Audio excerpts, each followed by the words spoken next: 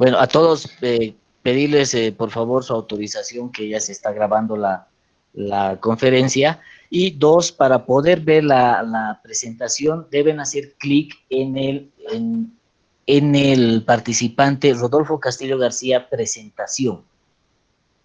Automáticamente se crean dos usuarios para Rodolfo en su calidad de expositor. Entonces, para verla completa debemos irnos al tema de la presentación Rodolfo Castillo, que está entre paréntesis. Bien, entonces, ¿puedo ponerla ya para que la vean todos? Sí, adelante, por favor. Ya, entonces empezamos. Bien, vamos a mostrar primero más o menos lo que queremos plantear. A partir de este tema de desarrollo urbano y vivienda post-pandemia, nosotros lo que queremos es hacer una reflexión, una aproximación de una manera integrada al tema de desarrollo urbano y vivienda. En las últimas semanas hemos seguido con mucha atención, con mucho entusiasmo, diferentes exposiciones virtuales que han habido sobre el tema de reflexionar sobre las ciudades en el contexto de la pandemia y proyectándose al escenario de la pospandemia. Estos aportes, estas aproximaciones de diversas instituciones, especialistas, han sido muy importantes, muy interesantes, pero de alguna manera las he sentido fragmentarias o han sido aproximaciones puntuales con respecto a uno u otro tema. Entonces, lo que yo quiero proponerles a ustedes ahora es hacer una reflexión un poco más integrada en relación a estos temas, partiendo desde el tema del desarrollo en tiempo de pospandemia, hacia el desarrollo urbano y después hacia la vivienda pospandemia. Entonces vamos a plantear esta aproximación. Y para eso vamos a plantear como un elemento principal es que vamos a tener que comenzar a superar y evolucionar varios paradigmas con los cuales hemos estado trabajando en esas últimas décadas. Y por eso empezamos primero por el desarrollo. ¿Cuál es el paradigma que tendríamos que superar o que evolucionar en este contexto del desarrollo post-pandemia? Pensamos que deberíamos pasar del paradigma neoliberal del desarrollo al paradigma del desarrollo sostenible. Y un poco lo vamos a ir explicando. En primer lugar, partimos del concepto de desarrollo, que en las ideas de los utópicos del Renacimiento, ellos hablaban de el progreso. Pero ya en el siglo XX, a partir de Schumpeter, comienza a utilizar el término de desarrollo. Entonces, en términos generales, nosotros podemos plantear que el desarrollo es un proceso de cambio integral en el entorno del ser humano, que básicamente está caracterizado por el tema de la generación de riqueza, la elevación de la calidad de vida, la incorporación de innovaciones tecnológicas a los procesos productivos y a las condiciones de vida de las personas, al tema del mejoramiento del hábitat, sobre todo a partir de la década de los 90, a la promoción de la persona humana como centro del desarrollo y a la promoción de los valores humanos que esa persona debería tener. Y por último, al tema de incorporar mejores prácticas de gobierno. Esta definición en términos, digamos, operativos prácticos. Pero en realidad el tema de desarrollo ha generado una serie de planteamientos económicos, ambientalistas, políticos, de gestión, de administración, etcétera, que ha generado una serie de paradigmas de desarrollo y teorías de desarrollo. Entonces,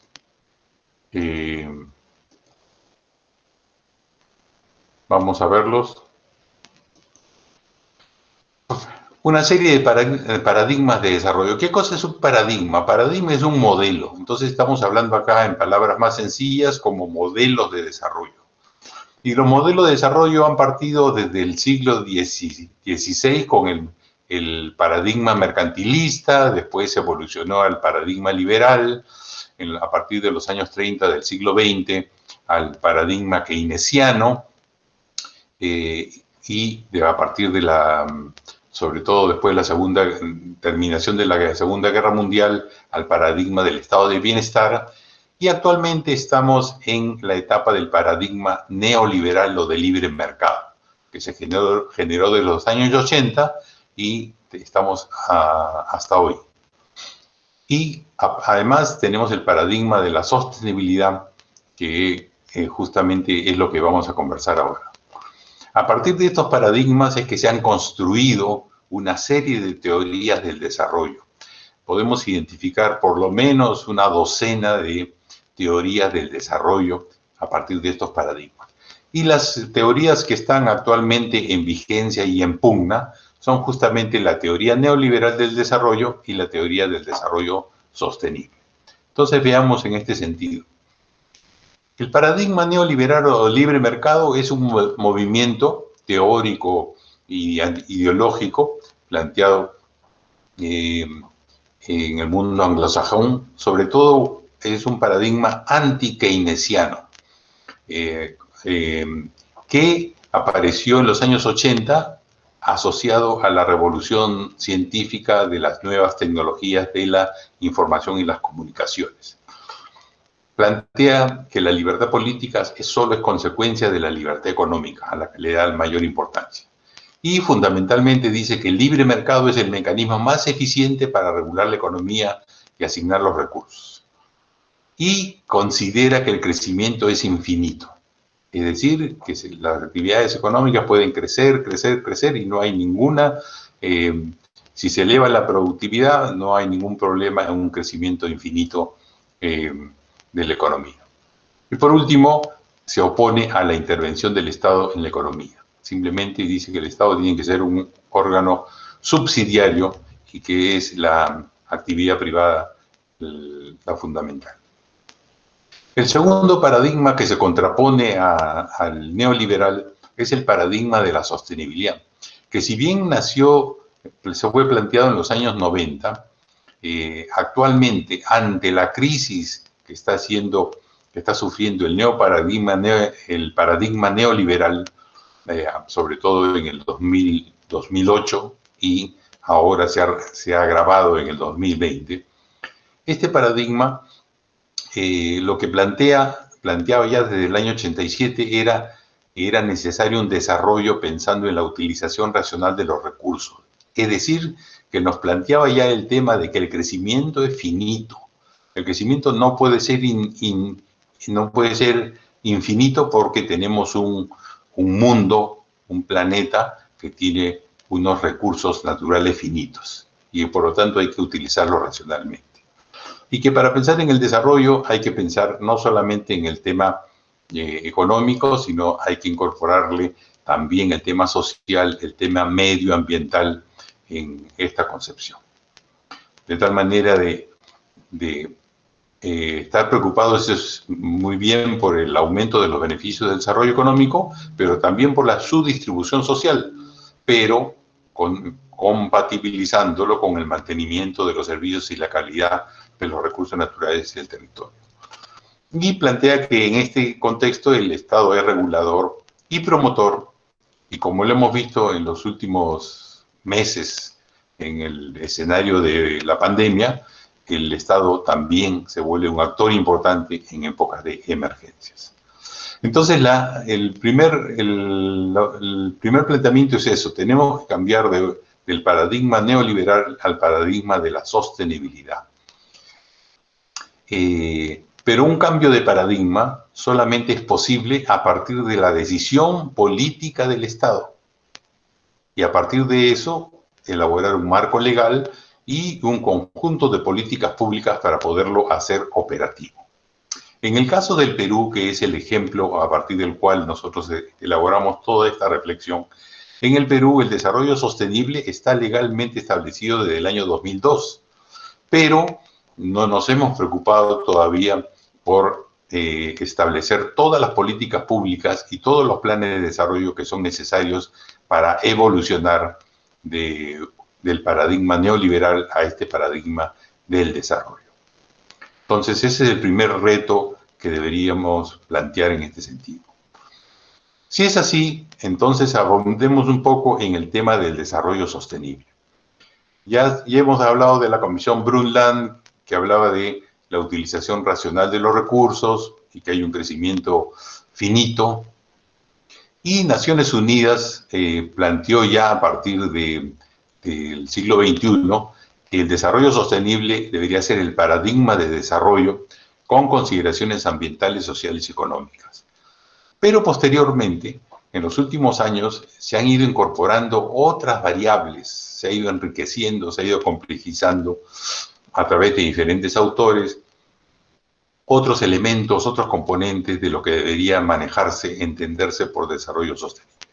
Nosotros tuvimos la oportunidad de hacer un estudio, una tesis, y nosotros llegamos al planteamiento de que el desarrollo sostenible deberíamos entenderlo como un proceso de cambio integral, donde deberíamos conjugar 8 componentes básicos. Por un lado, el respeto a los valores, la promoción de los valores humanos, el respeto a los derechos humanos, promover la competitividad económica para que los países puedan ser capaces de atraer inversiones, la equidad social para que el desarrollo lo puedan gozar todos los estratos sociales. En cuarto lugar, el tema de la diversidad cultural y étnica, es decir, el respeto a esta diversidad cultural y no sacrificar a ninguna cultura en nombre de un malentendido desarrollo. Quinto, el tema de la funcionalidad territorial en el sentido de que el territorio de un país tiene que estar acondicionado para poder producir y acondicionado para poderle dar mejores condiciones de vida a su población. El otro componente es la sustentabilidad ambiental, en el sentido de que cualquier proceso de desarrollo siempre va a tener consecuencias ambientales y lo que tenemos que tratar es de reducir esa huella ecológica para permitir que los ecosistemas se regeneren y no estar depredando el planeta. Otro componente básico es la gestión de riesgos de desastres, en la medida de que hay la posibilidad, hay la probabilidad de que se generen desastres a partir de las amenazas de la naturaleza o inclusive amenazas antrópicas por la mano del hombre. Y por último, la gobernanza democrática en el sentido de que se requieren acuerdos entre los diferentes actores de un país para poder saber entender y promover el desarrollo y la democracia. Y Naciones Unidas justamente planteó la Agenda 2030 para el Desarrollo Sostenible, que fue aprobada en el 2015 para ponerla en vigencia a partir del 2016. Y el Perú, como los 193 países de Naciones Unidas, ha aceptado ese reto. Y en esta Agenda 2030 se plantean 17 objetivos de desarrollo sostenible. Nosotros planteábamos 8 componentes, Naciones Unidas lo ha desagregado en 17 temas. Y dentro de ellos incluye como el objetivo número 11 el de ciudades y comunidades sostenibles. Así que por ahí ya nos va dando una pista de que tenemos que ir pensando en las ciudades sostenibles. Muy bien.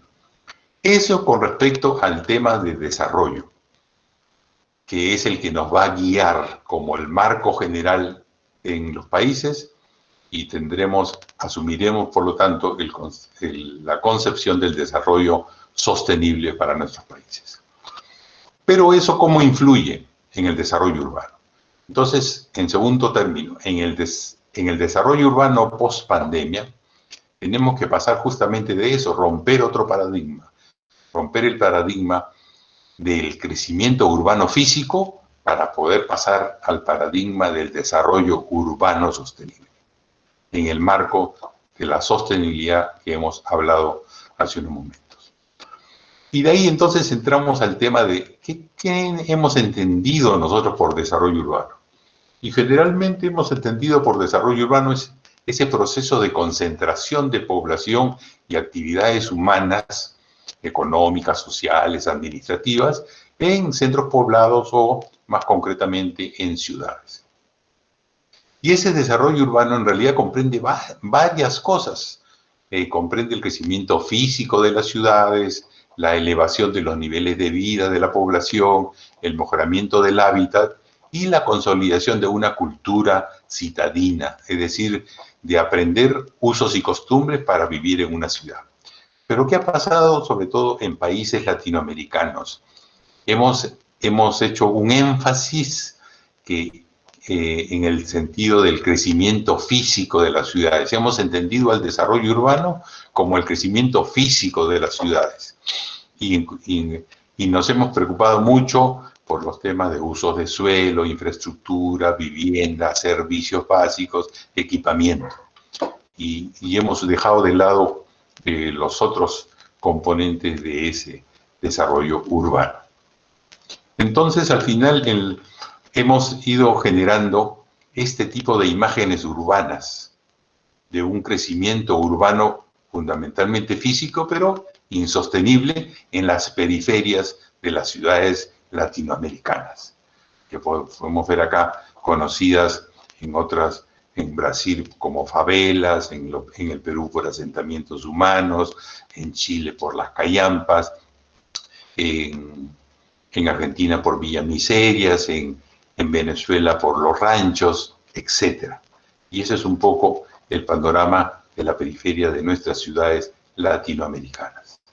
Entonces lo que tenemos que nosotros hacer es evolucionar hacia el concepto, hacia el paradigma del desarrollo urbano sostenible. Y entonces aquí lo que nosotros planteamos es que este concepto, hasta los años 90 se decía, hay muchos autores que hablaban que el desarrollo urbano sostenible era la interacción entre el crecimiento físico de las ciudades y el medio ambiente. Es decir, simplemente se incorporaba el tema ambiental al crecimiento físico de las ciudades. Y actualmente eso a nosotros nos parece totalmente insuficiente. Por lo tanto, nosotros planteamos que el desarrollo urbano sostenible debe entenderse como un proceso de cambio integral, donde hay que conjugar 9 componentes del desarrollo urbano sostenible. En primer lugar, la complementariedad urbano-territorial. ¿Qué significa eso? La relación de la ciudad con su territorio de influencia. Eso es un elemento muy importante para planificarlo después. El tema de la competitividad urbana, es decir, las ciudades competitivas, las ciudades capaces de atraer inversiones nacionales e internacionales para generar actividades rentables que generen efectos multiplicadores, prosperidad económica en nuestras ciudades. Tercero, un componente de funcionalidad urbana. La ciudad eficiente. La ciudad tiene que funcionar eficientemente para poder producir. Y por otro lado, la ciudad tiene que ser eficiente para que la población tenga condiciones de vida adecuadas, pueda vivir, pueda trasladarse por la ciudad, pueda tener recreación, pueda desarrollar otras actividades. Un cuarto componente que debemos conjugar en el desarrollo urbano sostenible es la calidad urbanística y paisajística. Es decir, la ciudad tiene que ser atractiva. La ciudad tiene que ser atractiva primero para sus habitantes, para que la gocen, para que la sientan suya, para que quieran y les guste vivir en su ciudad. Y adicionalmente puede ser atractiva para los visitantes, para que generen ciclos o circuitos turísticos que inclusive también aumenten la competitividad de la ciudad. En quinto lugar está el tema de la sustentabilidad ambiental, la ciudad saludable. La ciudad saludable porque cualquier proceso de desarrollo urbano sostenible va a generar impactos ambientales, va a tener incidencia en el tema del cambio climático y también en el tema de la pandemia, de las pospandemias y, quién sabe, otros posibles pandemias que pudieran haber. Otro componente básico es la gestión de riesgo de desastres, pensando en la ciudad segura y resiliente, ciudad que pueda prever, reducir los efectos de cualquier evento catastrófico y poder superarse y poder seguir su proceso de desarrollo. Otro componente del desarrollo urbano sostenible es la equidad social urbana, la ciudad inclusiva. No puede haber desarrollo urbano sostenible si solamente eso beneficia a determinados estratos sociales en la ciudad y generando segregación social. No. Aquí de una u otra manera todos los estratos sociales tienen que verse beneficiados por este proceso. El octavo componente es la identidad cultural. Pensando en una ciudad patrimonial y simbólica, una ciudad que todos nos sentamos identificados con la ciudad y que por lo tanto la defendamos y querramos participar en su proceso de desarrollo.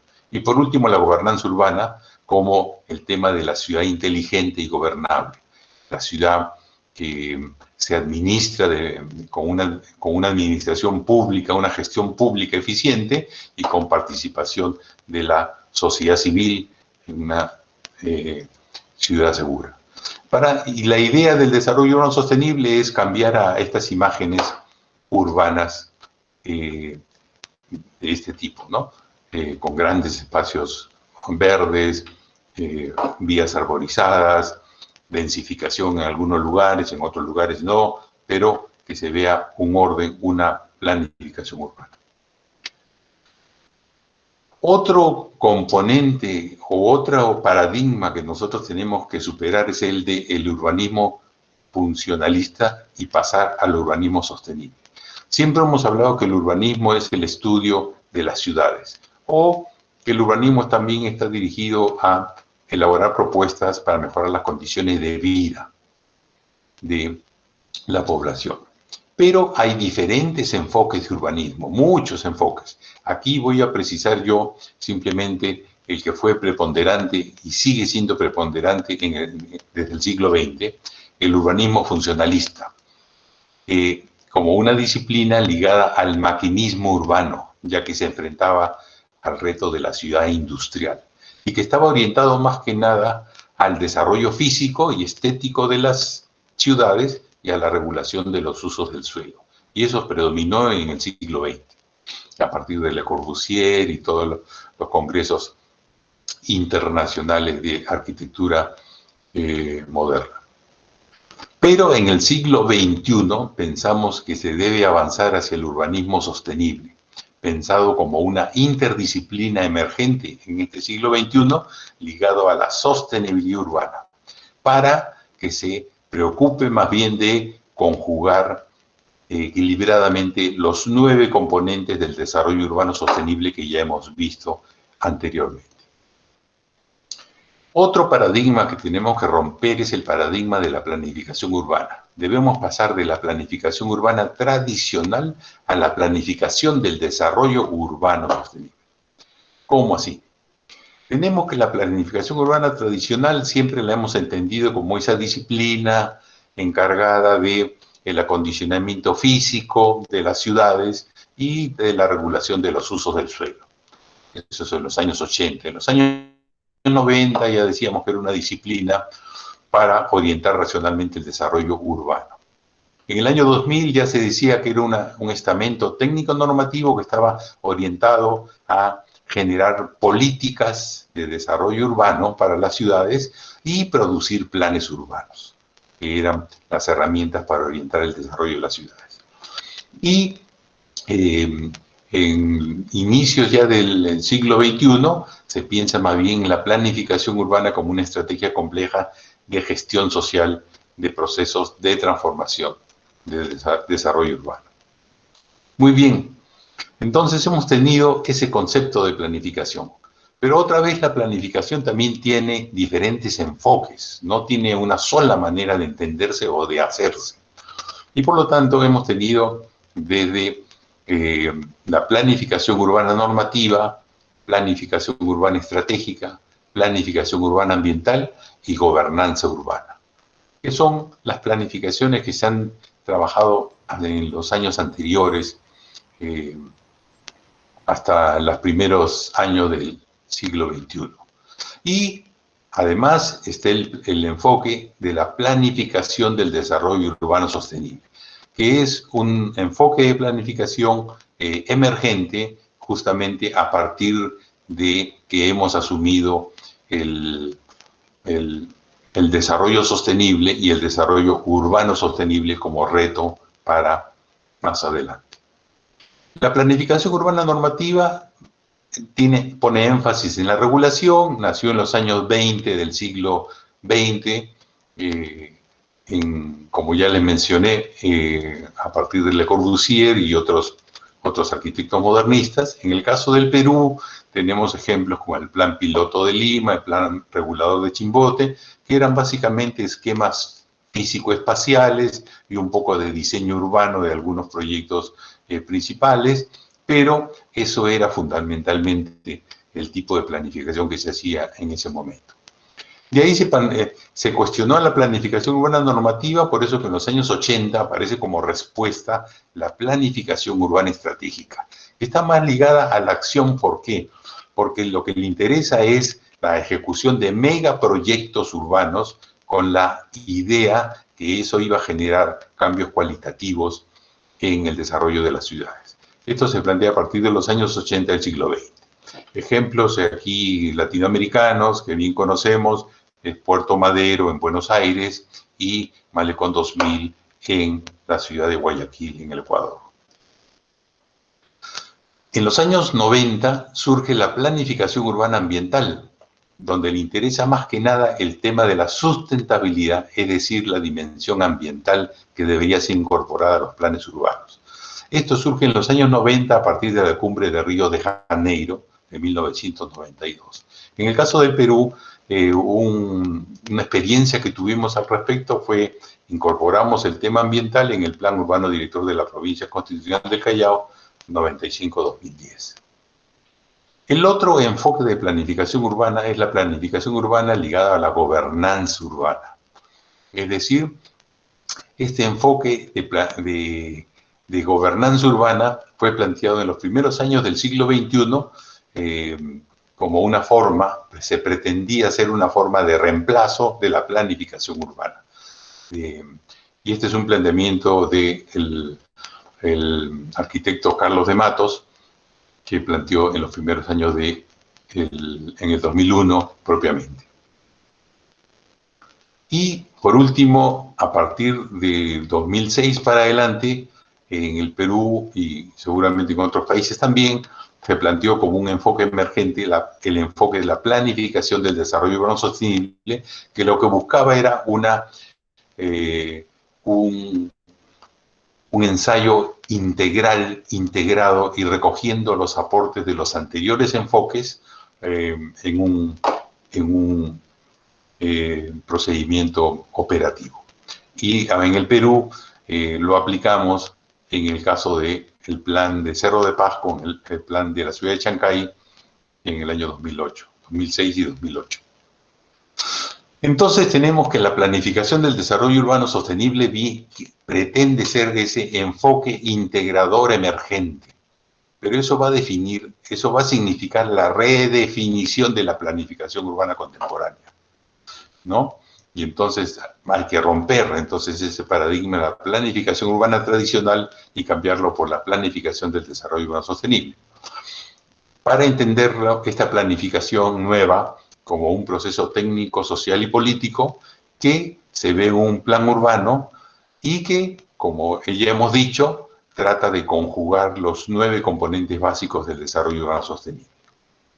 El primero que hablamos fue el tema de la complementariedad urbano territorial. Eso está ligado a propuestas de acondicionamiento territorial. Y en el contexto actual de la pandemia, y seguramente después de la pospandemia, vamos a tener que revisar la relación de la ciudad con su territorio de influencia. Porque seguramente las ciudades van a tener que revalorar los recursos naturales que les proporcionan sus territorios de influencia. porque ante esto de la pandemia y los cierres de las fronteras, los recursos ya no van a poder venir por algún tiempo del extranjero. Entonces van a tener que procurarse recursos naturales de su propio territorio de influencia.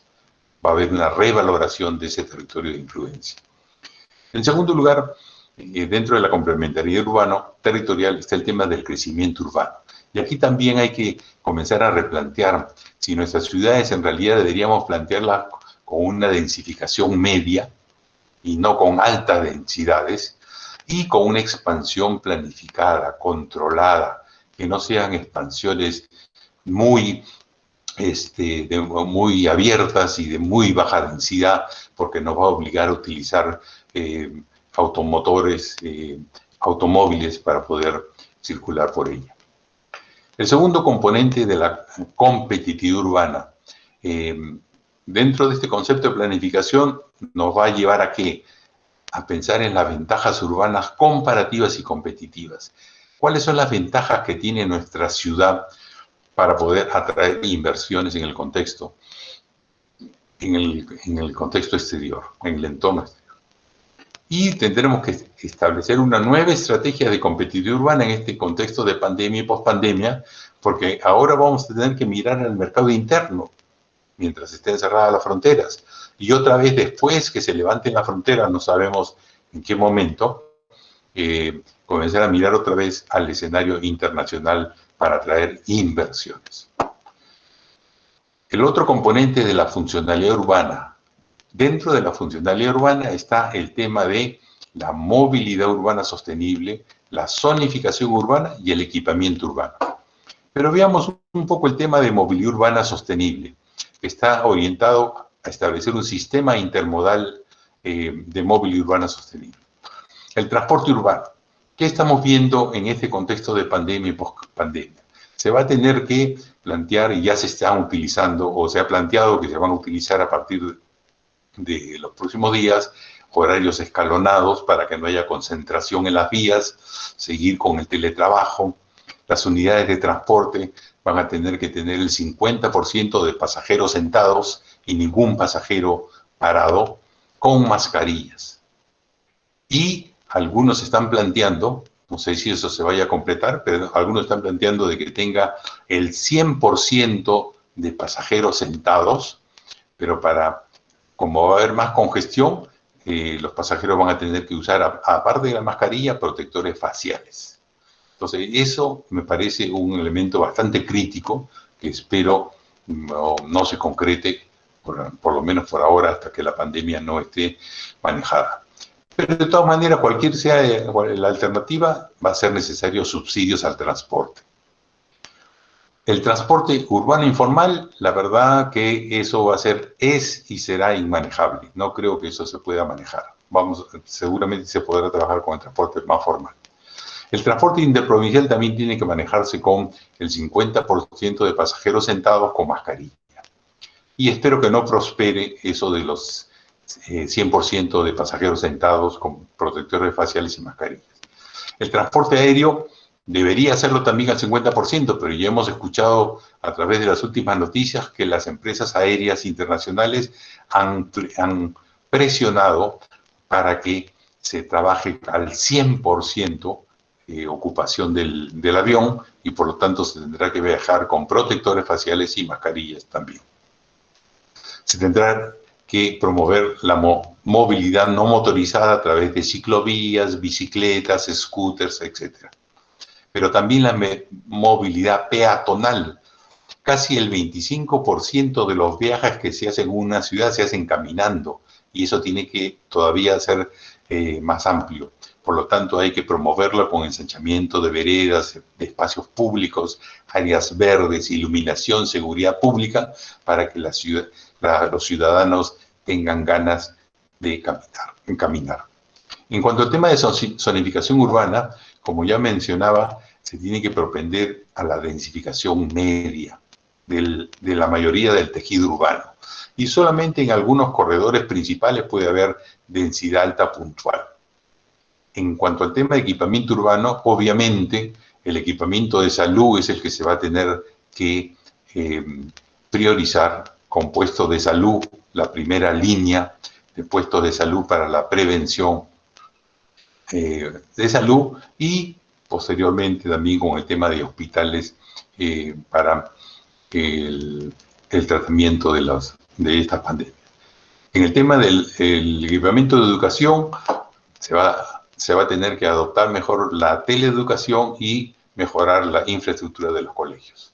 En el equipamiento de mercados, se va a tener que retomar el comercio barrial para no hacer grandes desplazamientos en la ciudad, pero mejorando la salubridad de los mercados. Y por último, el equipamiento de seguridad. Serenazgo, puestos policiales, comisarías, estaciones de bomberos son elementos fundamentales si queremos una ciudad segura, tanto para que responda en escenarios de pandemia o post-pandemia. Otro componente que habíamos dicho es la calidad urbanística y paisajística. Dentro de eso vamos a tener que trabajar los espacios públicos y las áreas verdes para contribuir a que la población se apropie de sus espacios y pueda también hacer movilidad urbana, movilidad peatonal. También el tema de patrimonio urbanístico, arquitectónico y arqueológico para ponerlo en valor como un elemento simbólico de identidad cultural y también puede ser complementariamente turístico. Y el entorno ecológico de la ciudad es un elemento importante para tratarlo paisajísticamente. En el tema de la sustentabilidad ambiental, desde el punto de vista de la planificación, vamos a tener que plantear un buen manejo de las consecuencias ambientales para reducir las huellas ecológicas que generan las ciudades. También medidas para un buen manejo del cambio climático global. Y por supuesto, ahora más que nada, el tema de tener las previsiones del caso para manejar los escenarios de las pandemias, como las que estamos sufriendo ahora. En el tema de gestión de riesgos, siempre tenemos dos escenarios. Un escenario antes de que ocurra un riesgo, un evento catastrófico. Y antes de que ocurra, tendremos que hacer estimación, prevención y reducción de riesgos. Pero si lamentablemente ocurre un evento catastrófico, tendremos que estar preparados para la respuesta, la rehabilitación y la reconstrucción ante desastres. El tema de equidad social urbana. El tema de equidad social urbana es que tenemos que garantizarle a todos los estratos sociales de una u otra manera acceso al suelo y alguna solución de vivienda, los servicios básicos de agua potable, alcantarillado, luz, electricidad, limpieza pública, telecomunicaciones, telefonía, con una buena calidad de servicio. Y en tercer lugar, abordar los temas de regeneración urbana de áreas deterioradas de la ciudad donde viven los estratos de menores recursos.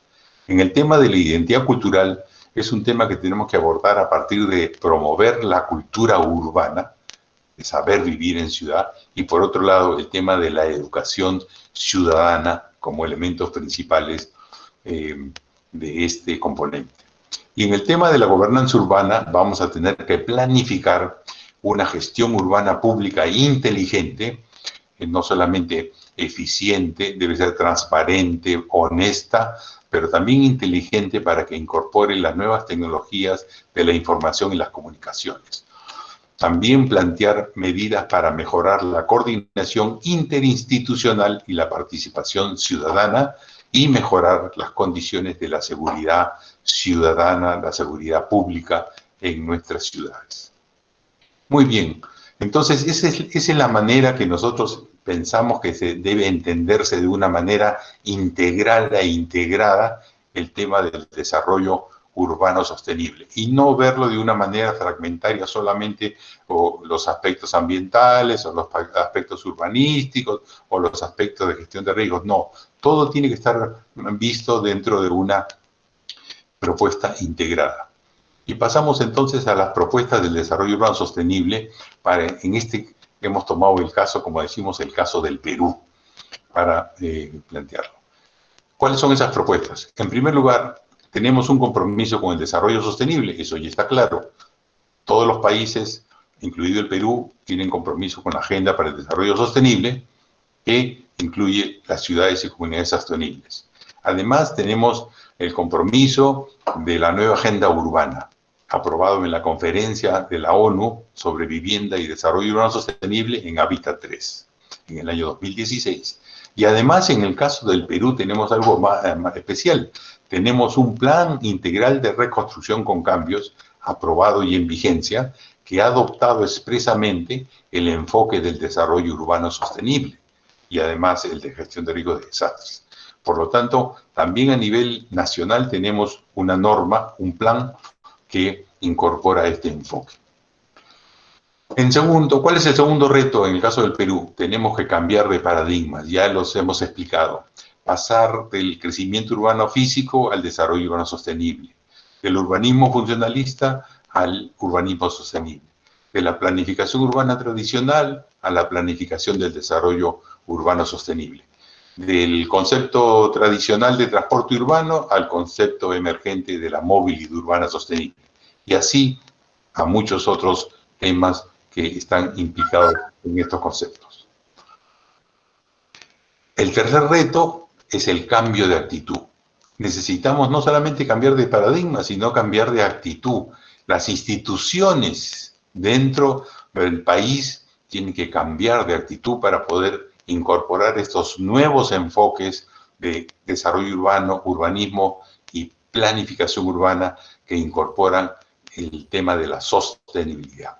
Y solamente a partir de ahí vamos a estar en capacidad de diseñar, implementar y aplicar una política pública de desarrollo urbano sostenible en el Perú, con sus respectivas normas, con recursos institucionales, humanos, económicos, materiales, que tenga una legitimidad social y que tenga instrumentos técnicos para poder llevar hasta el nivel local esa política pública de desarrollo urbano sostenible a través de planes de acondicionamiento territorial, desarrollo urbano, movilidad urbana, planes ambientales, planes de gestión de riesgos, entre otros planes de nivel local. ¿Cuál es el cuarto reto que planteamos en el caso del Perú? Que la planificación urbana tiene que convertirse en un mandato constitucional. Tiene que estar en la Constitución. La planificación urbana está mencionada en nuestra Constitución del Perú de 1993, que deben hacerla las municipalidades en sus respectivas circunscripciones. Pero debe establecerse claramente en la Constitución que los planes de desarrollo urbano son los instrumentos de gestión obligatorios para nuestras ciudades. Deben ser de estricto cumplimiento por parte de las autoridades bajo responsabilidad y también de la población. Y su no formulación o su incumplimiento sistemático deberían ser causales de sanción a las autoridades e inclusive puede ser una de las razones para la posible revocatoria de las autoridades que se encuentren de turno y no cumplan al respecto. Un quinto reto es el tema de elaborar las leyes necesarias que necesitamos en el Perú en cuanto a territorio, desarrollo urbano y edificación. La Ley General de Ordenamiento Territorial Sostenible, que no la tenemos. La Ley General de Desarrollo Urbano Sostenible, justamente para poder poner en blanco y negro y a manera de normas todo lo que aquí hemos planteado y estamos conversando en términos conceptuales. La Ley General del Suelo, para manejar, que el Estado pueda tener herramientas para manejar el suelo, tanto público y poder ponerle condiciones de utilización al suelo del sector privado. Y por último, una ley general de edificación sostenible. Pero para hacer todo este tipo de cosas también necesitamos de instituciones nuevas con el nuevo concepto de desarrollo urbano sostenible. Por lo tanto, nosotros planteamos que el tradicional Ministerio de Vivienda, Construcción y Saneamiento debería convertirse en un Ministerio de Desarrollo Urbano Sostenible, para que se encargue de diseñar y aplicar la política pública de desarrollo urbano sostenible y en una primera instancia de elaborar y hacer las gestiones del caso para que se apruebe la Ley General de Desarrollo Urbano Sostenible. Y en segundo lugar, necesitamos de un organismo que nosotros le hemos llamado Instituto Nacional de Desarrollo Urbano Sostenible, como un organismo público del sector vivienda, para para que brinde a las municipalidades asistencia técnica en todos estos temas que hemos mencionado de acondicionamiento territorial, planificación del desarrollo sostenible, movilidad urbana, gestión ambiental y gestión de riesgos. El séptimo reto que requerimos en el Perú es la elaboración de planes nacionales, Plan Nacional de Ordenamiento Territorial Sostenible 2020-2030, en el marco de la Agenda de Naciones Unidas, en el marco de la Política de Estado número 34 del Acuerdo Nacional que habla del ordenamiento y gestión territorial. Necesitamos un nuevo Plan de Desarrollo Urbano 2020 y 2030, también en el marco de la Agenda de Desarrollo Sostenible y de la nueva Agenda Urbana de Naciones Unidas. Y por último, necesitamos un nuevo Plan Nacional de Vivienda 2020-2030, donde se planteen, como vamos a explicar más adelante, políticas diferenciadas por estratos sociales, tamaños de ciudad y regiones naturales. Muy bien, eso es con respecto a los paradigmas y cómo debe entenderse y cómo debe cambiarse los modelos de entender a la ciudad para poder adoptar el tema del desarrollo urbano sostenible y la planificación del desarrollo urbano sostenible. Y ahora pasamos al tema de la vivienda en post-pandemia. Y también vamos a empezar en el tema de qué paradigma deberíamos cambiar. Primer paradigma que tenemos que cambiar, la vivienda y la ciudad. La vivienda no es un elemento aislado. La vivienda, por lo tanto, no debe manejarse de una manera inconexa con el resto de la ciudad. Porque como dicen bien varios Castells y Borjas, el problema no es únicamente proporcionar vivienda y servicios básicos a las poblaciones urbanas y periurbanas, porque el problema tiene otra escala, es el de hacer ciudad en los espacios urbanos regionales. Un segundo paradigma que hay que cambiar. La vivienda no puede ser aislada, sino, como ya hemos explicado hace unos momentos, la vivienda forma parte del desarrollo urbano sostenible. Concretamente, la vivienda forma parte de la equidad social urbana, que recuerdan ustedes, planteamos que tiene como elementos el acceso al suelo y los programas de vivienda, los servicios básicos y la regeneración urbana. Tercer paradigma que hay que plantear, cambiar la vivienda como derecho humano. Eso es básico. En la Constitución del Perú del año 93, es decir, la que está vigente, no se señala la vivienda como derecho humano. Sin embargo, en la Constitución anterior, la de 1979, sí se señalaba que ese era un derecho fundamental de la familia. Entonces, en ese sentido, hemos perdido. Por lo tanto, tendríamos que recuperar ese derecho humano.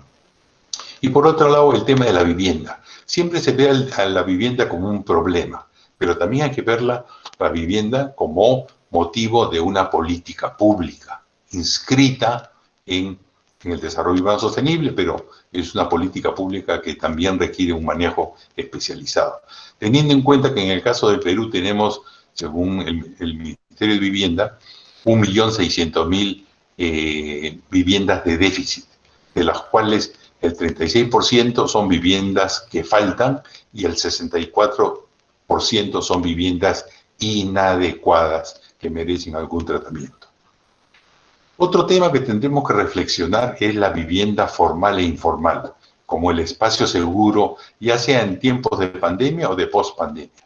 Y lo que tenemos claro es que la vivienda formal, sobre todo de los estratos altos, medios altos, sí cuenta con buena iluminación, ventilación, funcionalidad, seguridad estructural y ubicada en lugares seguros. En cambio, la vivienda autoconstruida o informal de los estratos medios, bajos y bajos generalmente adolece de espacio suficiente, de servicios básicos adecuados, no tiene buena iluminación, ventilación, no tiene una buena funcionalidad ni una seguridad estructural, porque muchas veces ha sido hecha sin acción de profesionales, y en muchos casos ocupan áreas de la ciudad que tienen riesgos ante desastres. Por otro lado, la vivienda formal pero de los estratos medios bajos, lo que aquí en el Perú y en otros países se conoce como la vivienda social, si bien cuenta con buena iluminación, ventilación, funcionalidad, seguridad estructural, ¿qué está pasando? No cuenta con espacios suficientes. Es una vivienda formal, diseñada expresamente, pero no cuenta con espacios suficientes. ¿Por qué? Porque a partir del boom inmobiliario en el Perú del 2003 al 2013, el Estado comenzó a relajar normativamente todo lo que se refiere a los condicionamientos de las dimensiones mínimas. Comenzaron a reducirse, ¿no? Las dimensiones mínimas de habitabilidad ambientales y de seguridad física, para que, en teoría, las viviendas fueran más baratas. Y por lo tanto, las viviendas cada vez se fueron haciéndose más pequeñas. Entonces, lo que ha pasado en las últimas décadas en el Perú, en la última década en el Perú, o última década y media, es que las viviendas formales de interés social se han convertido desde su inauguración en prácticamente tugurios por origen, una suerte de caja de zapatos, lo cual es un problema tremendo para las familias. Un tercer tema que hay que reflexionar en el tema de la vivienda es que la informalidad de la vivienda trae procesos inéditos en el desarrollo urbano en escenarios de pandemia. Por un lado, o sea, como hemos dicho, la informalidad y la precariedad de las viviendas no otorgan condiciones necesarias para que sea un escenario seguro en un escenario de pandemia, ¿no? Y tampoco en el escenario de pospandemia. Y si a eso le añadimos los efectos que ha tenido la precarización o la pérdida del trabajo formal o informal ante el fenómeno de la cuarentena que no permitía salir a trabajar, entonces esos dos elementos, ¿qué ha generado? Ha generado que el sector más desposeído de nuestras ciudades comience a abandonar las grandes ciudades.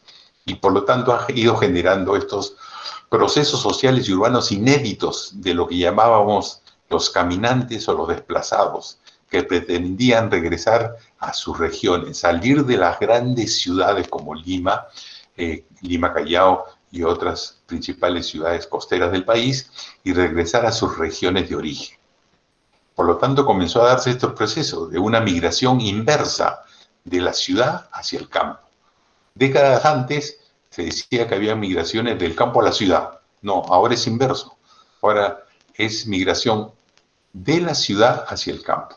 Se dice que más o menos son de 200.000 a 300.000 habitantes los que en este escenario de pandemia han salido de Lima y Callao. Y algo proporcionalmente debe haber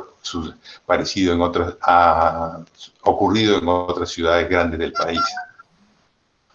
Otro elemento que se ha verificado es la migración de las grandes ciudades a las ciudades intermedias o menores. Es decir, la gente ha preferido salir de las grandes ciudades, de la megalópolis Lima, Callao o de las metrópolis regionales e irse a ciudades intermedias o ciudades menores. Y por último, se está escuchando una música, alguien tiene una música, me interrumpe, por favor. Muchas gracias. Y por último, estos fenómenos que hemos mencionado ha generado un proceso urbano inédito en las grandes ciudades costeras del país, que viene a ser la desconcentración de las grandes ciudades costeras en el Perú. Pero es un proceso urbano incierto, porque no sabemos si es temporal, va a durar solo el tiempo que está el tiempo de la cuarentena o mientras dure la pandemia, o va a ser un escenario también de post-pandemia. No lo sabemos todavía. Muy bien, ¿cuáles son las propuestas para la vivienda en un escenario de post-pandemia? Habíamos dicho que primero la vivienda tiene que manejar, la política de vivienda en el Perú tiene que manejarse y diferenciarse por estratos sociales. Y es así que los estratos sociales altos y medios altos no deben constituir la prioridad en la política de vivienda. Es decir, el Estado no debe invertir en los estratos sociales altos ni medios altos porque estos estratos tienen los recursos suficientes para resolver su problema de la vivienda en el contexto del mercado inmobiliario. No puede ser que se hayan otorgado hasta hace unos años atrás, a pocos años atrás, bonos y créditos a los estratos medios altos para que no solamente se procuren su primera vivienda, sino ahora ya está también para que se procuren su segunda vivienda con fines de alquiler o con fines de especulación inmobiliaria, y que se pretenda justificar ese desvío de recursos a estos estratos diciendo que esos son los estratos sociales que tienen mayor capacidad de gasto y que por lo tanto de esa manera permiten la reactivación de la industria de la construcción en el país. Entonces eso no puede ser posible, no puede seguir sucediendo. Solamente a partir de los estratos sociales medios y bajos es que se tiene que destinar recursos del Estado. Entonces, para los estratos medios deben continuarse los programas Mi Vivienda.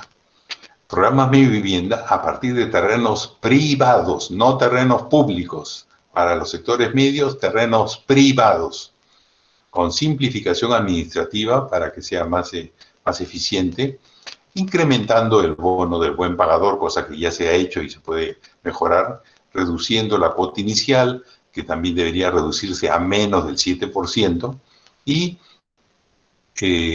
la eliminación del ahorro previo como un requisito que se tenía establecido. Para los estratos sociales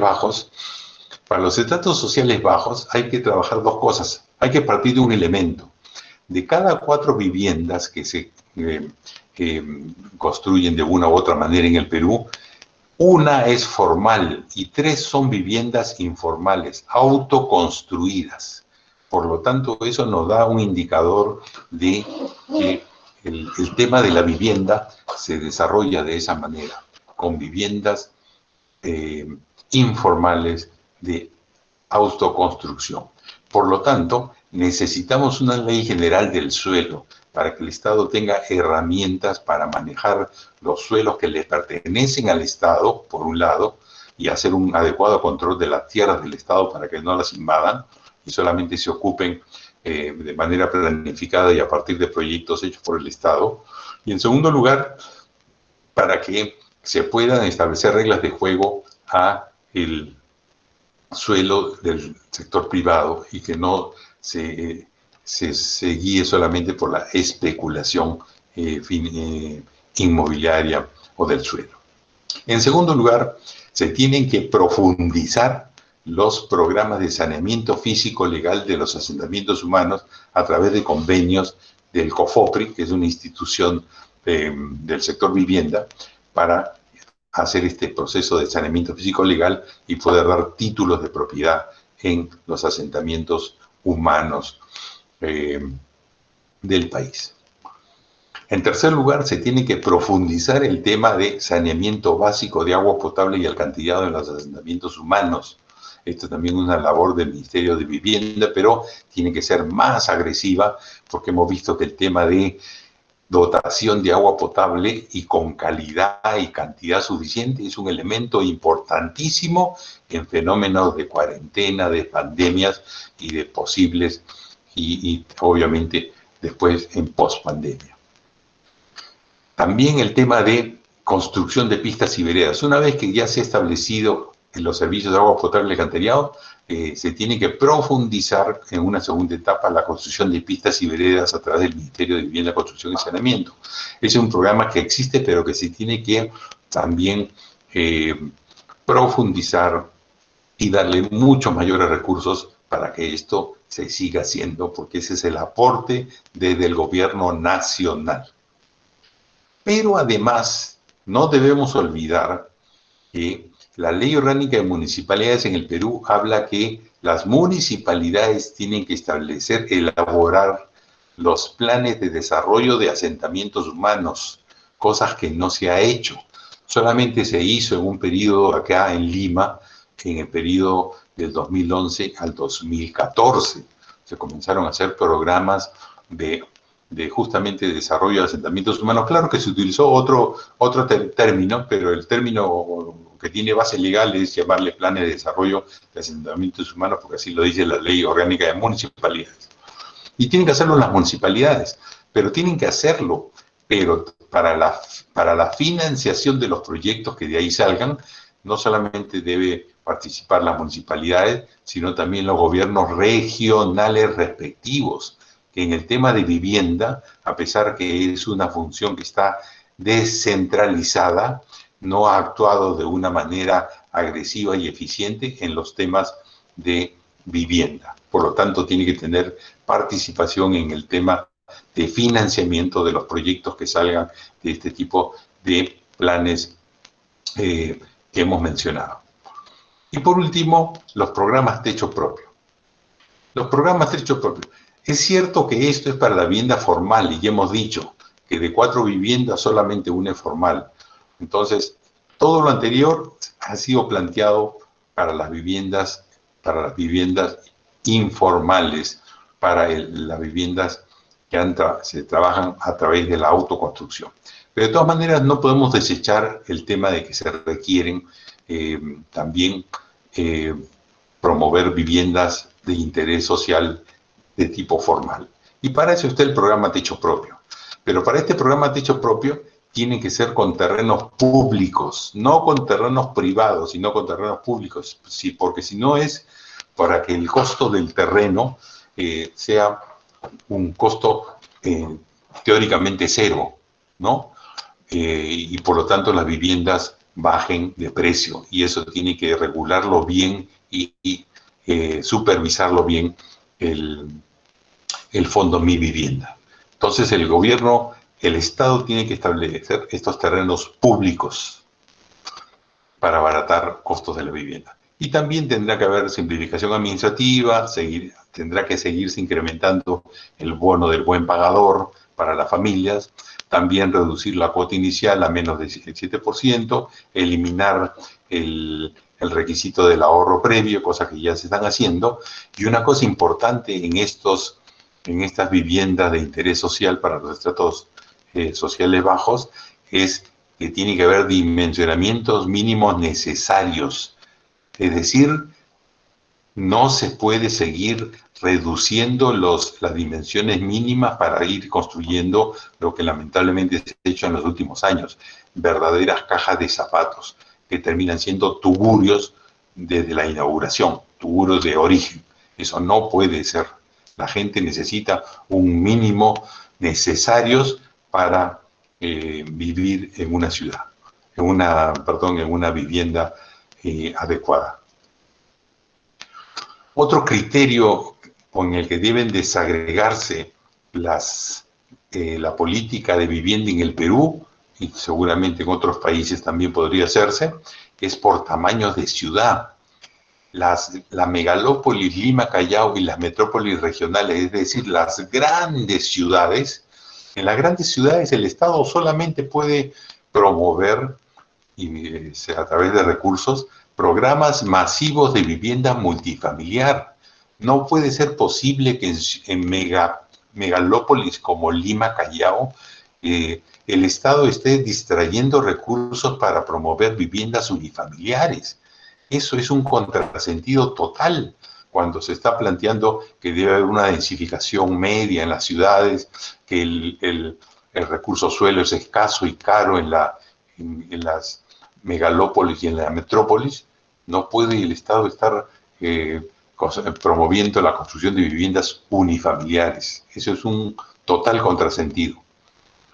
¿Dónde sí se puede? En las ciudades intermedias, ciudades de tamaño intermedio, es decir, descartando la megalópolis Lima, Callao y las capitales regionales, descartando esas, hablamos de las ciudades intermedias.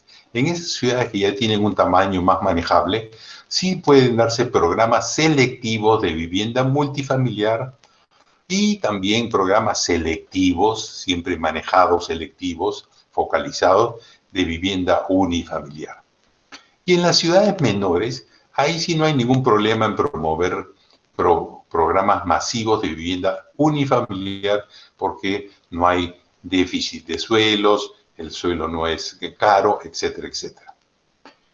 Y por último, el otro gran criterio para desagregar la política de vivienda es por regiones naturales. En el Perú tenemos costa, sierra y selva, y hay que tener en cuenta criterios como la consideración de cambios de las condiciones climáticas diferentes, ¿no? Porque hay que tener en cuenta esas condiciones de clima diferentes para hacer diseños diferenciados.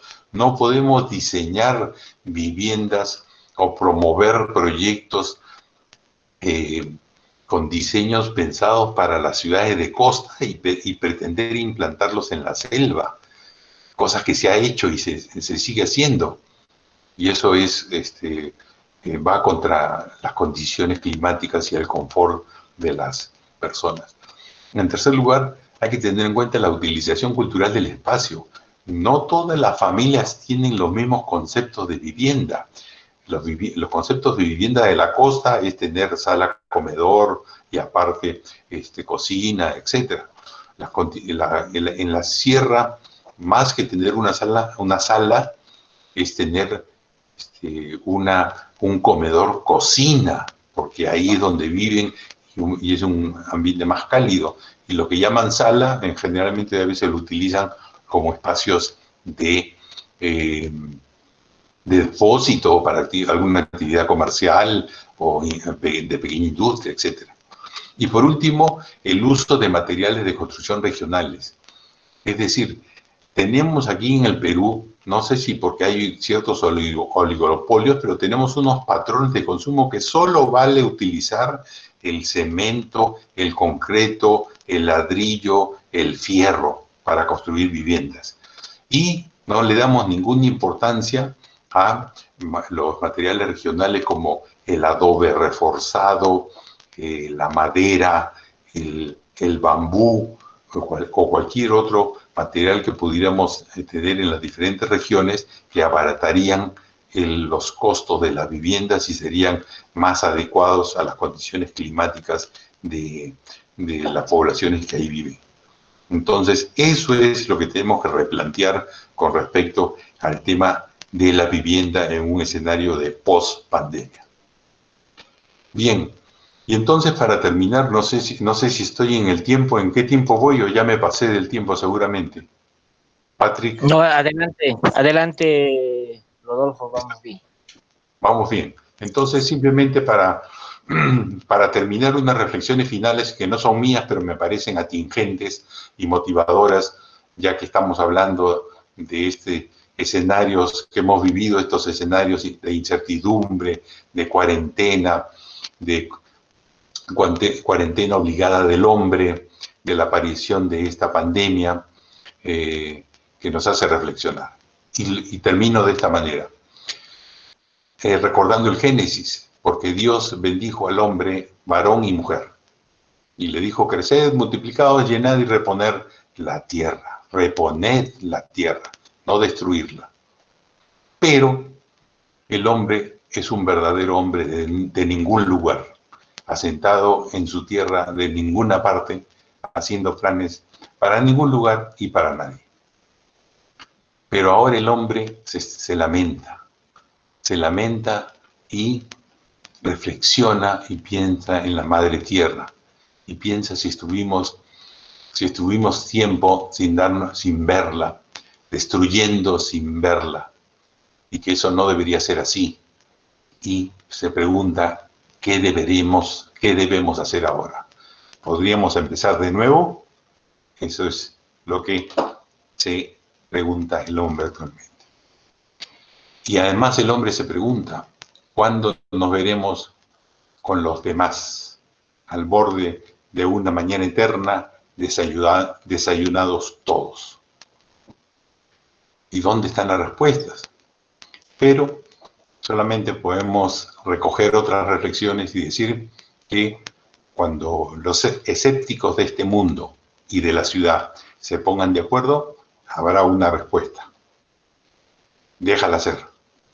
Y aunque vivan en desacuerdo, siempre habrá la esperanza de que ellos puedan ver. Hay que dejarlo ser. Y por último, para terminar, puedes decir que soy un soñador, pero no soy el único. Espero que algún día te unas a nosotros y el mundo y la ciudad vivirá en unidad y, yo diría, en sostenibilidad. Muchas gracias. Muchísimas gracias, Rodolfo. Realmente impresionante la presentación. Ahora vamos a ceder la palabra a aquellas personas participantes que quieran hacer la palabra y preguntar. Adelante, por favor. Patri, Adelante. No sé si me permites una pregunta, por favor, al arquitecto Rodolfo García. Adelante, por favor. Muy buenas noches con todos. Felicitar al arquitecto Rodolfo García por tan tremenda exposición magistral. Asimismo, realmente se tocaron varios temas, ¿sí? Y uno de los que más me preocupa y es referente al cambio de actitud institucional que tienen que tener las instituciones. A nivel de nuestro país, en el Perú, tenemos más de 1.800 gobiernos locales y podemos apreciar actualmente que realmente no cumplen con el tema de gobernanza, ¿sí?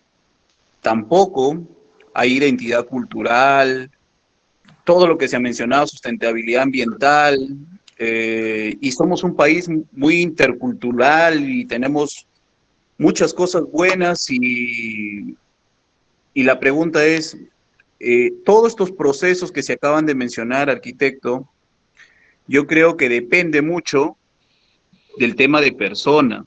Soñar no cuesta nada, pero yo creo que quien debe liderar y encabezar y hacer un cambio para todo ello, yo creo que tiene que liderar desde arriba a una persona como usted, para que realmente cambiemos muchos aspectos físicos, tecnología, equidad, reduzcamos costos, tiempos, haya competitividad, ciudades modernas, y porque ahora fijémonos que lamentablemente el tema de la sustentabilidad ambiental, si vemos a todas nuestras ciudades, muchas de las cuales, yo por ejemplo estoy en Amazonas, en Bagua, y cada día vamos aumentando, hay comunidades nativas, estamos cerca a zona de frontera, y las comunidades nativas, indígenas, Aguajún, Guampís, ahora sufren tremendo el contagio,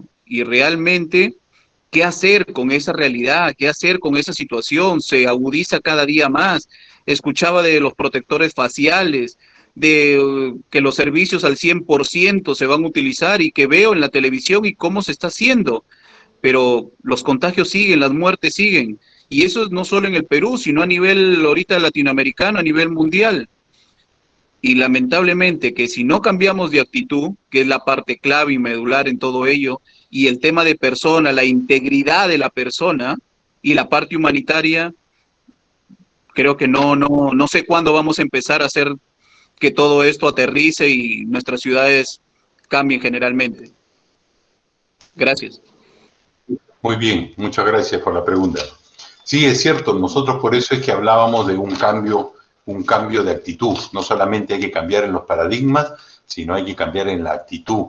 Pero partíamos decíamos nosotros, de un cambio de actitud institucional, es decir, de las instituciones públicas, de las instituciones del Estado, de las comunidades académicas, de las universidades, de los colegios profesionales, en general, y también de los profesionales, ¿no?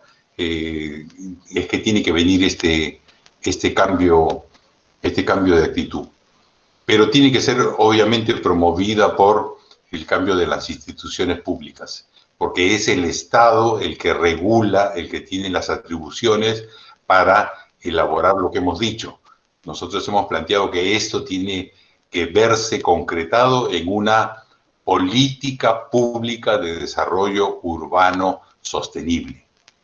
Una política pública de este tipo que además tiene que tener, además de los recursos necesarios, llegar a implementarse hasta los niveles más locales a través de la formulación y la implementación de planes territoriales, planes urbanos, planes de movilidad urbana, gestión ambiental y gestión de riesgos.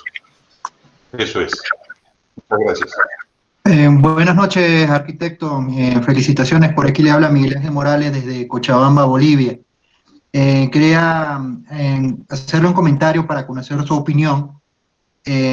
¿No cree que tal vez uno de los motivos por el cual algunos materiales para construcción no se han logrado considerar como alternativas en ciertos países en Latinoamérica es porque esos materiales no cuentan con regulaciones, no hay normativas, que por ejemplo que un instituto de materiales en alguna universidad genere manuales para su utilización, cosas por el estilo? Quizás eso pues no ha propiciado que se haya estimulado su empleo.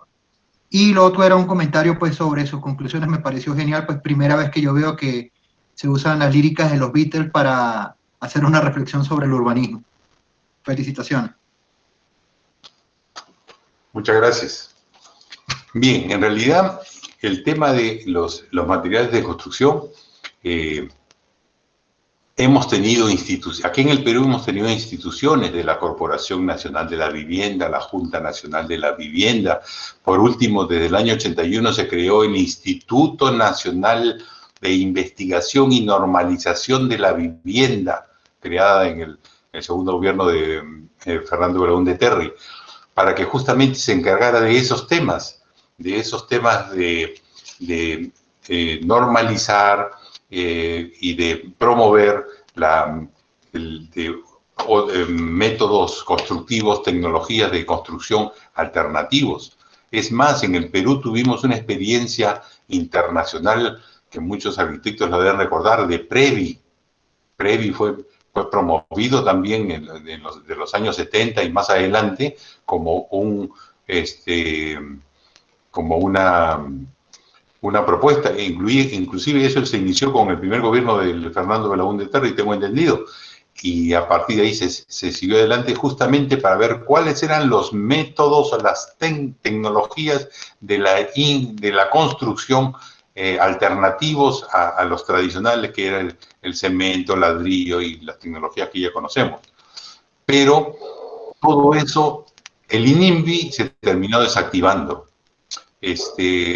Ahora solamente quien hace investigación de nuevos materiales son las universidades por sus cuentas, tienen sus laboratorios, etcétera.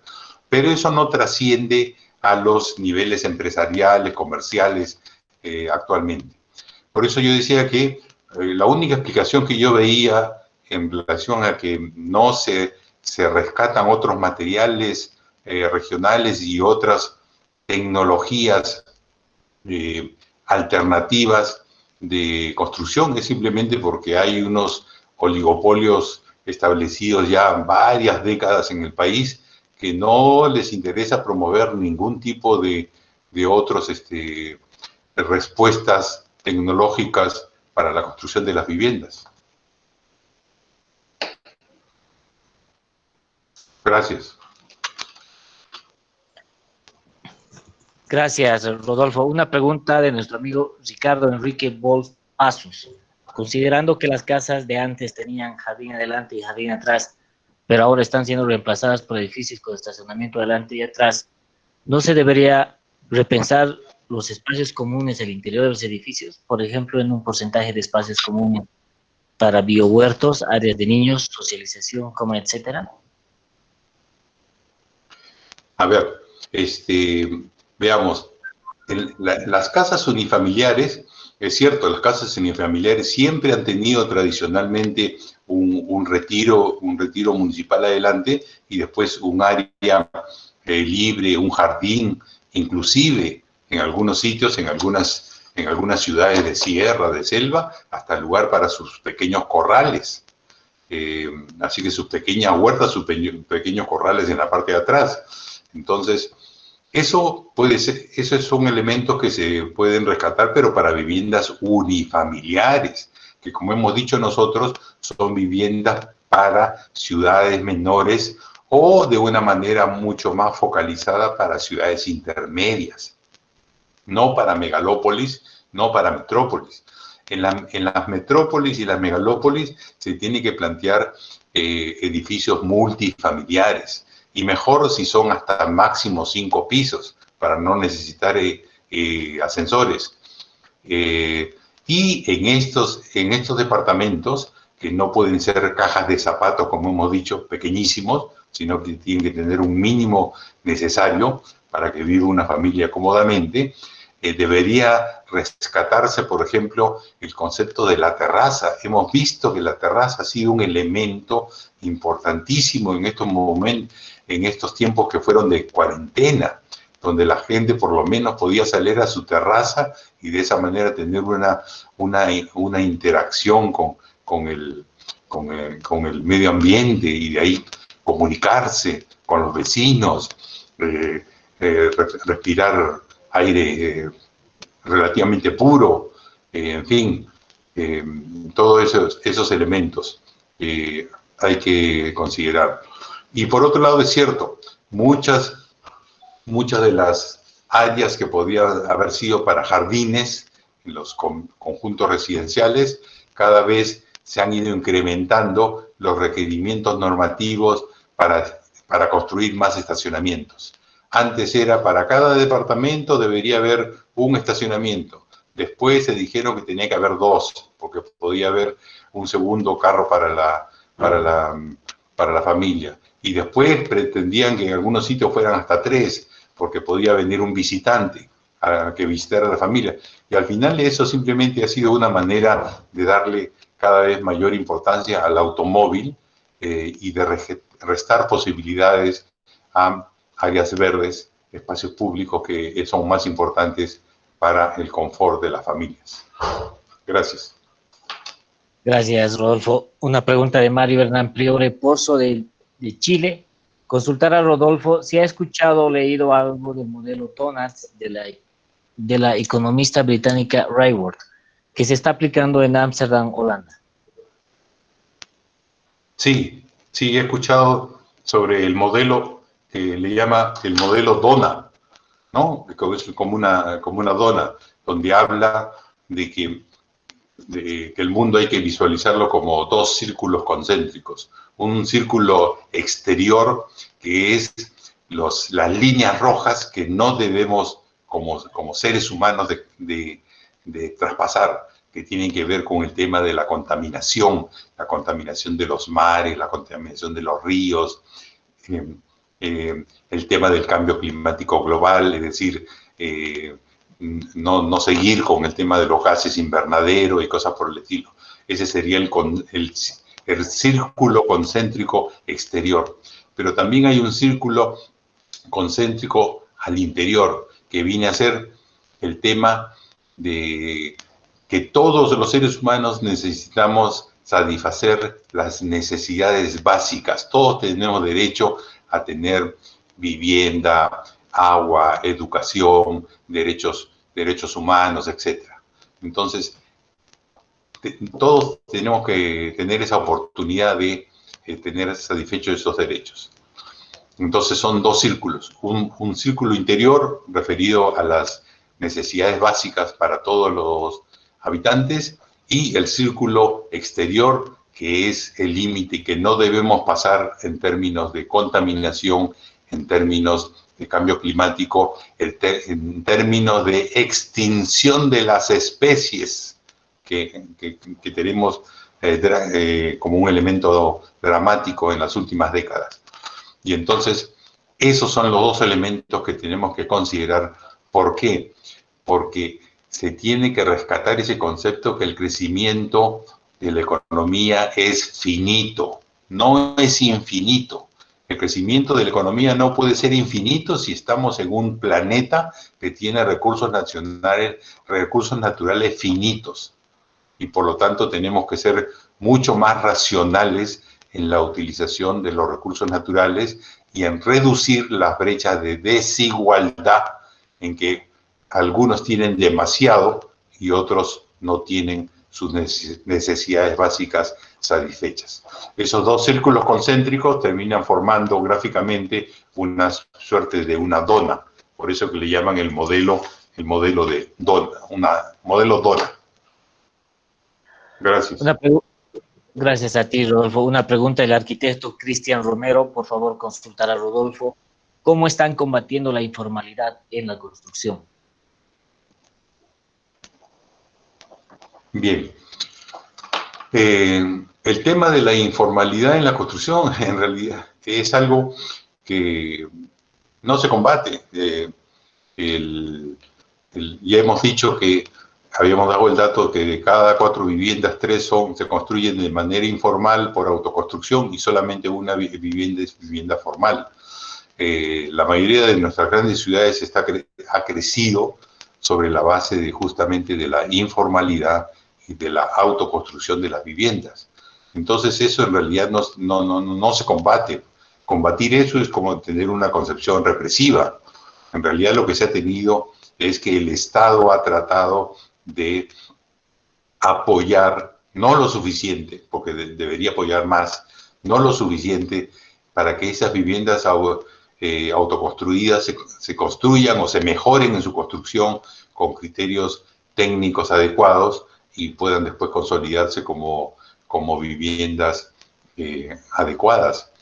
Entonces, eso es digamos, un reto pendiente que tenemos al respecto y que debemos profundizar. Hay algunos que están planteando de que no se debería promover o apoyar la autoconstrucción porque estamos promoviendo que eso se vuelva a generar y se reproduzca indefinidamente. Pero ya tenemos un déficit planteado y por lo tanto hay que apoyarlo. Pero para que eso no se reproduzca interrumpidamente, por eso es que se plantea, muchos especialistas han planteado, y me parece una propuesta inteligente y necesaria, el tema de la Ley General de Suelo, para que el Estado tenga los instrumentos necesarios para resguardar los suelos, los terrenos públicos, pueda defenderlos para que se utilicen de manera planificada, por un lado, y por otro lado pueda llegar a acuerdos con los dueños de terrenos privados para que se utilicen en los horizontes que se requieren para los crecimientos de las ciudades y no de una manera especulativa en función solamente del interés privado. Entonces, esa puede ser una herramienta para que el tema de la autoconstrucción y las invasiones no se vaya reproduciendo indefinidamente. Muchas gracias, Rodolfo. Una pregunta de nuestra amiga Loren Ruiz, que siempre nos sigue cada miércoles tras miércoles. Una pregunta relacionada a su exposición, estimado arquitecto. Sabemos que es un docente universitario y quería saber si están haciendo a nivel de investigación aplicada algo relativo a la movilidad urbana sostenible.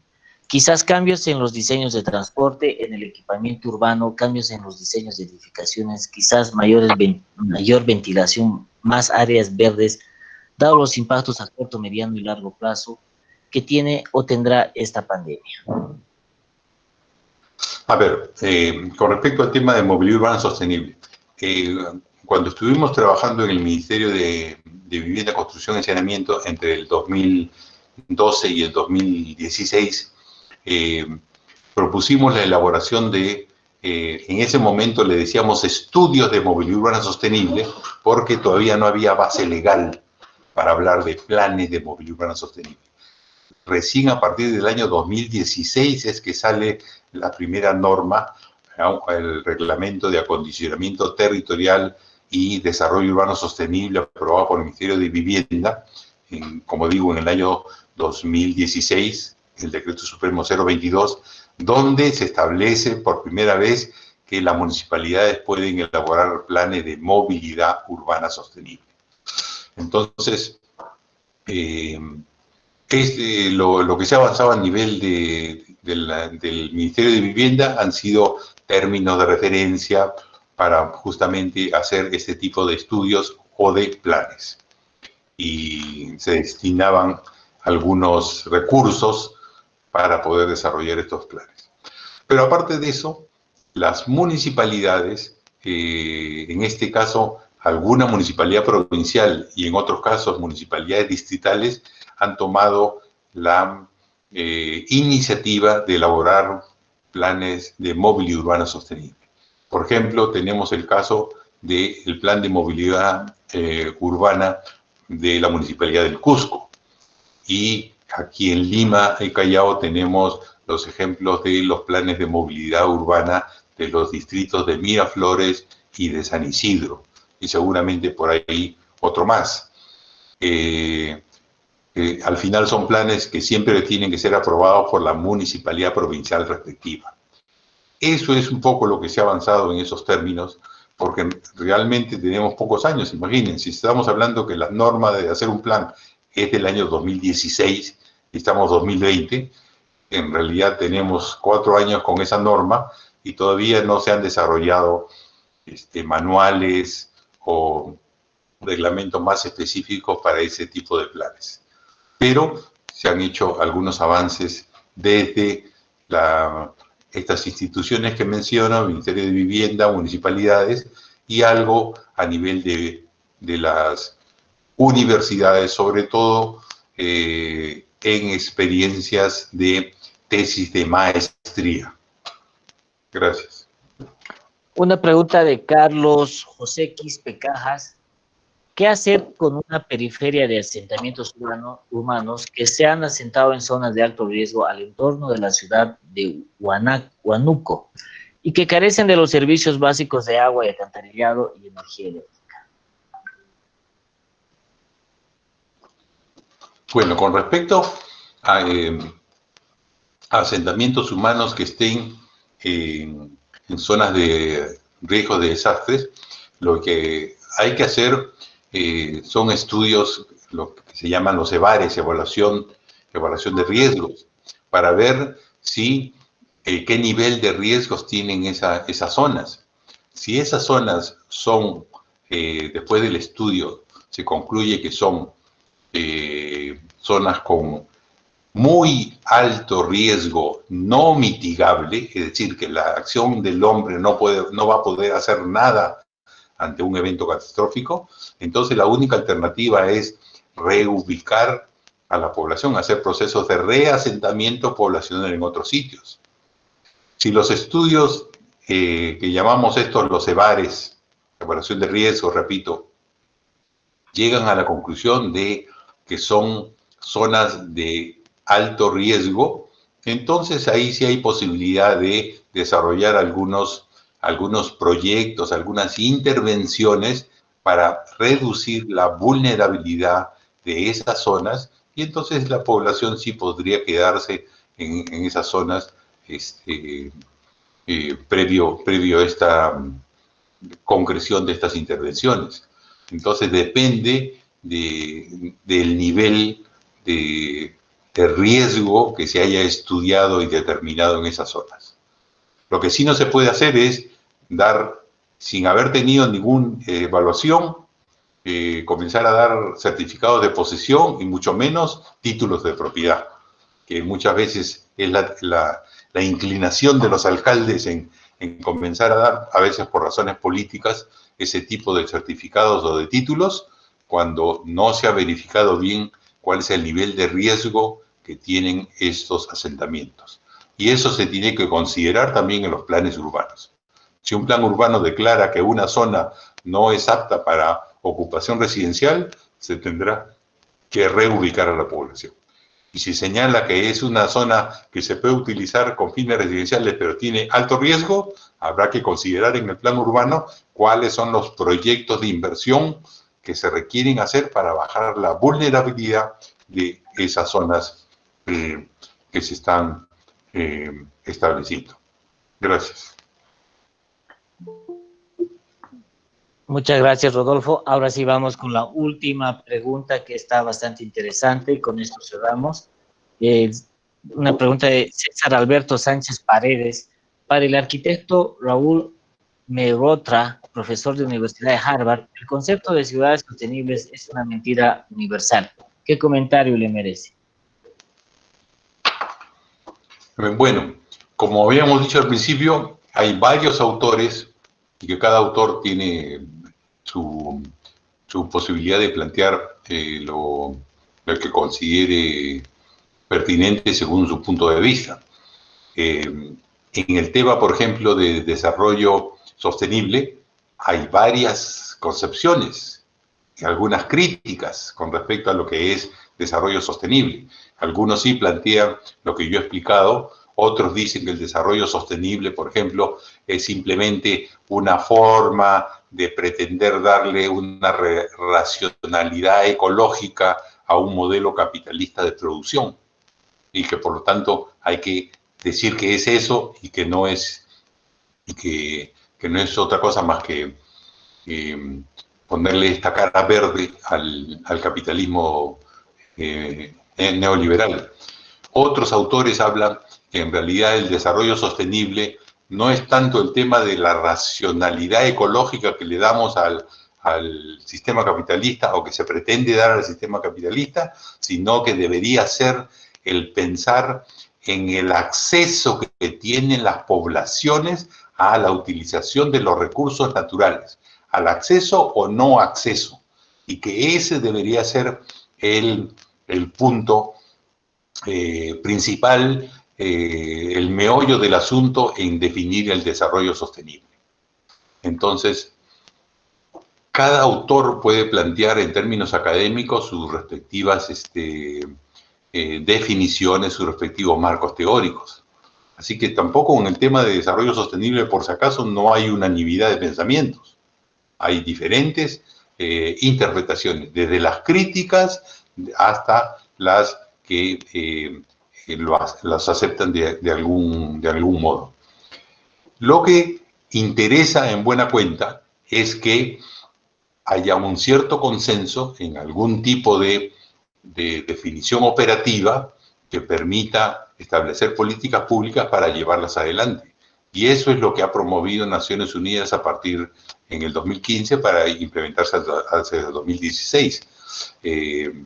Y los estados, todos los estados, los 193 estados, han asumido ese reto, han suscrito esa agenda de 2030 para el desarrollo sostenible, que incluye el tema de ciudades sostenibles.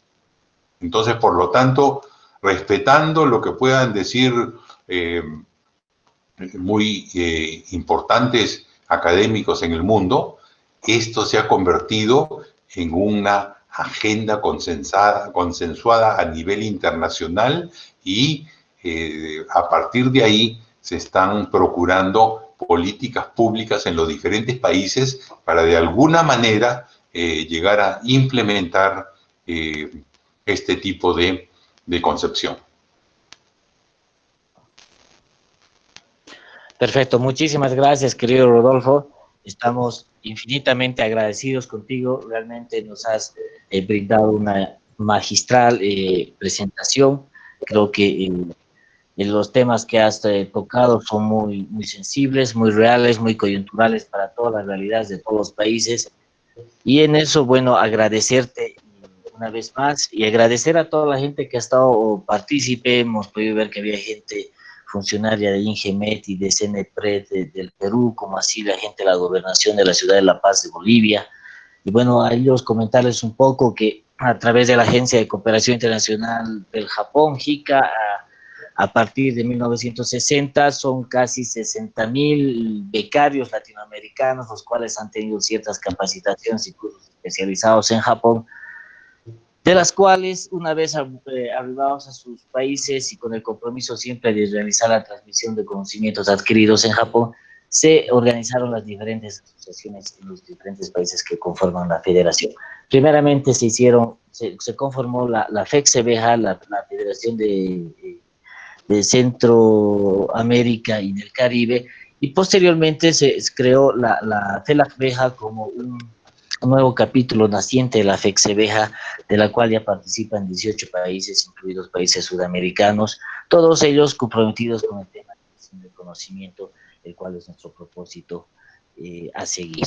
Bueno, queremos dar las gracias, Rodolfo, una vez más, y para hacer el cierre del evento queremos ceder la palabra, por favor, a nuestra amiga, la doctora Carmen Velarde. Adelante, Carmen, por favor, para poder proceder con el cierre del evento.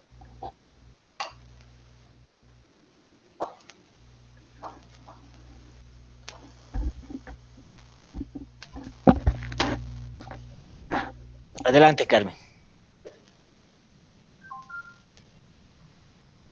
Hola. Ahora sí, ¿Cómo adelante. están? Muchas gracias. Muchas gracias, Patrick, presidente de FELACBEJA. Muchas gracias a todos los asistentes, pero sobre todo muchas gracias a Rodolfo Castillo García, nuestro expositor el día de hoy. Sobre todo que ha tocado un tema bastante interesante y nos ha dejado y nos ha regalado varios conceptos interesantes, ¿no? Desde cómo tenemos que vivir ahora una planificación, desde tener un plan nacional de planificación, y no solamente para el Perú, sino para los distintos países de América Latina, porque tenemos realidades diversas, pero a la vez semejantes.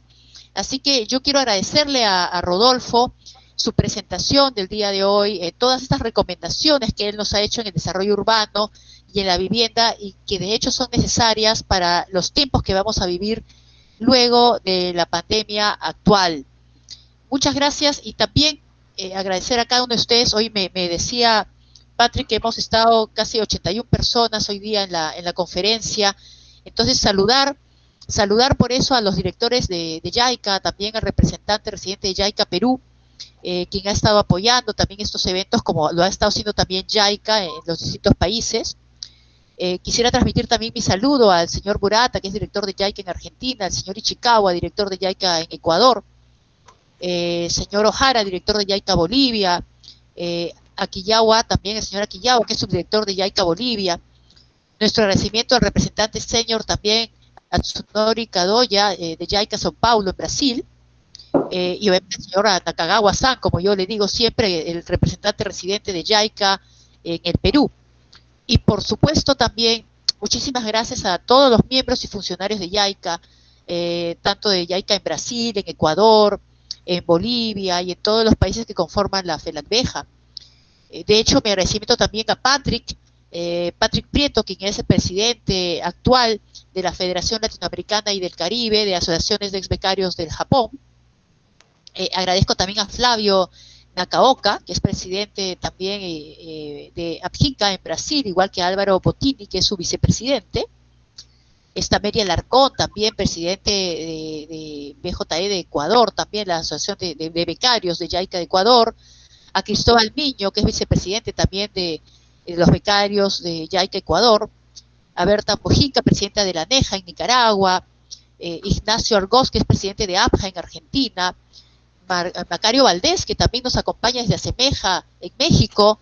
El agradecimiento también y la presencia de Marta Mendoza desde Honduras, presidenta también de la FECSEBEJA, que es justamente la Asociación de Centroamérica, la Federación de Asociaciones de Becarios del Japón en Centroamérica. Marlene Chávez, también de Costa Rica, Carlos Peñalo de la DEJA en República Dominicana, Adonai Cajas también, que nos acompaña desde Guatemala, Miriam Suárez también desde ABEXA en Venezuela, desde Uruguay también nos acompaña siempre a Adriana, Mario Priori de Abeja Chile, y a la Asociación también de ex becarios de Colombia, Nicor Yucay, representados por Gloria Gómez y por Rosa María Melo, y a todos los miembros también, becarios bolivianos, becarios también de la Asociación de ex becarios de JICA Perú, APBEJA de Perú, que se han sumado también a esta conferencia para aplaudir a nuestro representante, don Rodolfo Castillo García, ¿no? Y un saludo entonces a todos los demás miembros presentes de FELACBEJA, a todos los invitados a esta conferencia. Deseamos que los conocimientos que hoy ha compartido Rodolfo queden con ustedes, les sean de utilidad para el trabajo que ustedes están elaborando, les sean de utilidad para llevarlos a sus autoridades. Y quedamos también desde FELACBEJA, estoy segura, Patrick, como también desde APEBEJA, desde Perú, la Asociación Peruana de Expectarios de Yaica Perú, y Rodolfo, estoy segura que queda también a disposición de ustedes para cualquier consulta y para cualquier compromiso y unión para un trabajo en conjunto para hacer de Latinoamérica y del Caribe un mejor continente para todos. Todos somos ciudadanos latinoamericanos y embajadores de nuestros países y en Latinoamérica y el Caribe, embajadores de Japón en nuestro continente. Muchas gracias a todos y muchas gracias, Patrick, nuevamente. Muchas gracias a ti, querida Carmen. Tus palabras de despedida, querido Rodolfo, por favor. Bueno, agradecer a ustedes la oportunidad para poder participar en este tema que tanto nos apasiona y de alguna manera aportar algunas reflexiones en ese sentido y para simplemente remarcar nuestra disposición de colaborar con la institución más adelante. Como siempre, yo también guardo recuerdos muy gratos de mi estadía en Japón de 1996, cuando llevé el curso de planeamiento de Ciudades 2, que tuvimos oportunidad de recorrer más de una docena de ciudades, aprendiendo de las experiencias de planificación y de materialización de los proyectos urbanos que aprendimos en ese entonces. Y entonces, por lo tanto, estoy a su disposición, agradecido por la oportunidad y dispuesto a seguir colaborando con nuestra institución. Muchas gracias a todos por su paciencia para escuchar y por su participación. Así que agradecido a todos y a todas. Buenas noches. Muchísimas gracias, Rodolfo. Bueno, invitamos a todos a nuestra próxima conferencia, que es el próximo miércoles 8 de julio, a horas 20 República Dominicana, horas 20 Bolivia, horas 19 Perú. El país anfitrión es la República Dominicana, quien estará exponiendo el tema de importancia de la capacitación en línea en tiempos del COVID, casos de empoderamiento económico de la mujer, a cargo de la becaria Judith Curry. Los invitamos a todos a que sean parte de esta próxima conferencia, y en fecha 15 de julio tenemos una nueva conferencia de APEBEJA, y bueno, ya estaremos comunicando al respecto. Muchísimas gracias a todos. Creo que hemos dejado una pequeña pregunta pendiente del amigo Alex Bolívar, que la vamos a pasar a nuestro expositor para que nos pueda resolver y internamente poderla responder a nuestro participante, el señor Bolívar.